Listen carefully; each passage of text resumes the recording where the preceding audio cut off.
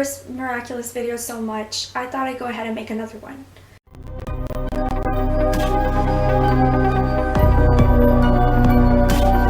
Today, I'll be talking about Chloe. She's a brat, she's spoiled, she's mean, but she's also the best candidate for Queen Bee. You probably think I'm crazy for saying this, but I'm serious. I would have loved to see a redemption arc in the actual show. I believe Chloe tried to become good around the end of season 2, and her character was kind of wavering between good and bad a little bit during season 3. I hate how the creator decided to discard the idea and make her a bad guy altogether, since she became one-dimensional towards the end of season 3. And after that whole Queen Wasp fiasco, I did understand why Marinette refused to give her the Miraculous, since it would mean putting her in danger. However, Chloe showed signs of becoming a great hero. If they explored the idea a little bit more, it would have painted the picture of Chloe as more than a one-dimensional mean girl who puts others down and akumatizes half of Paris. Miraculous is different from other shows as it explores complicated relationships, and I'm saying this because Marinette and Adrien have over 20 different combinations in ships. Not to mention, they don't even consider each other a possibility of being Ladybug or Cat Noir because they tried so hard to evade suspicion by using Miraculous Ladybugs to erase their memories, or the Snake Miraculous to go back in time, and Bunnix will interfere if something goes wrong anyways, like we saw in Cat Blink.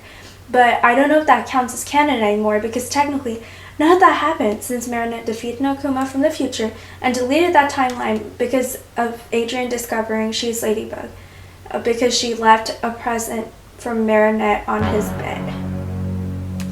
I'm just saying, this show is complex, and now season 4 is showing that more and more as the episodes are intertwined, and instead of following the same plot of them having an Akuma and defeating it and dealing with something else which resolves itself after Marinette gives someone a pet talk, we're seeing episode 1 and 2 being directly related to each other.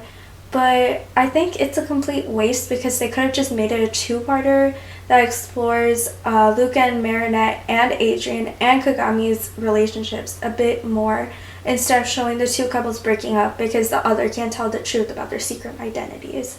The build-up could have been executed much better. After those episodes, we get right into Gang of Secrets, along with Marinette telling Alia that she's Ladybug. And then that continues as we see Cat Noir getting pushed into the background as Alia and Marinette's friendship becomes the main focus of every episode.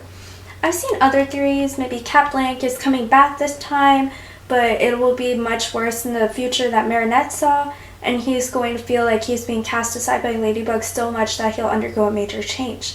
But I'm gonna get back to the main point. This video isn't about miraculous theories. Chloe is back to being a one-dimensional character, but after Queen Banana, I can't help but feel that there's a little bit of hope for her. Maybe she and Cat Noir will become friends even, as Adrien probably has the same feelings after being pushed aside by Ladybug, and Chloe feels isolated from her father and her classmates as her sister Zoe ended up kind of stealing her life. So I feel like those two have more in common than we think.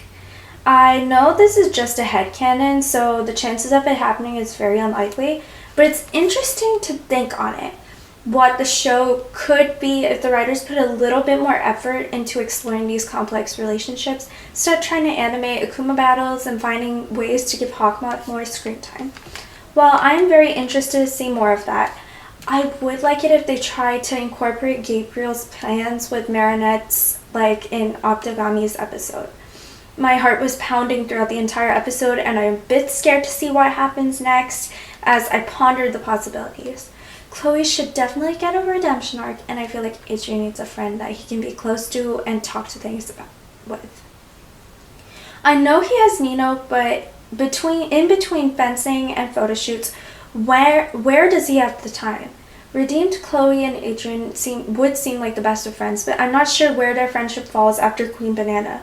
He seemed pretty done with her crap, so I'm sure there's a tipping point soon. Also, what is it with the episodes being released out of order?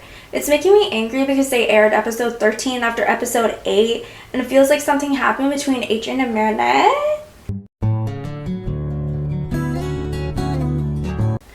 I think that Chloe has potential, and I'm not a fan of the new Queen Bee. I don't hate Zoe, but I can understand where Chloe is coming from, having a new sister, becoming friends with the people she bullies, and then her father also connecting with her sister more than her. I feel like this is a build up to something big. Let me know what you guys think down in the comments. Ciao!